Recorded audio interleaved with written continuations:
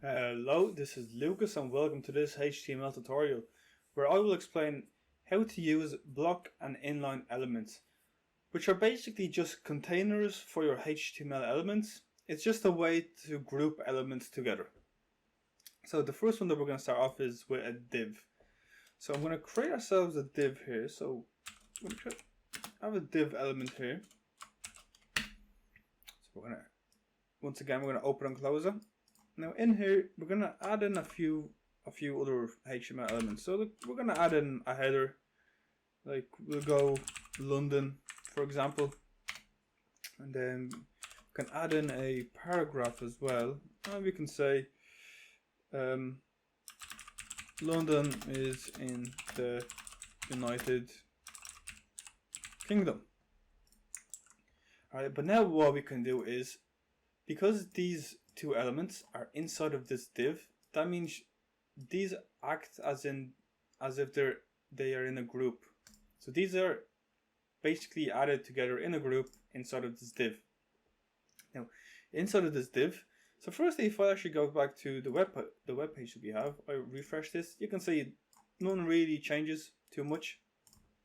But now with the div, we can add in some CSS just to see how it actually works. So we're going to add a background color on this. We're going to do background color, and then we will name this. We will give this a black just so we can see a bit better. And then we will change the color of our text. We'll change it to, so we just change it to white. And then let's see, what else can we do? We'll add in a bit of padding as well. We might as well. Then we'll do padding. And I'll just do 20 pixels.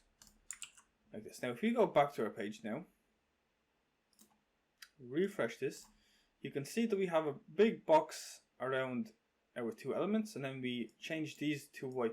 So the way that the div works is, whenever you specify a style sheet or any CSS, it will act on all elements that are inside of the div. So all of these elements will have the CSS that is given for this div here. So it's a way to group everything together. So you can see that we specified a background color and it's black. Now if we go to our page, you can see that the background color is only group, or is only shown, it's not shown on the whole page, it's only shown on whatever elements that we have grouped. So we have the header and then we have the paragraph.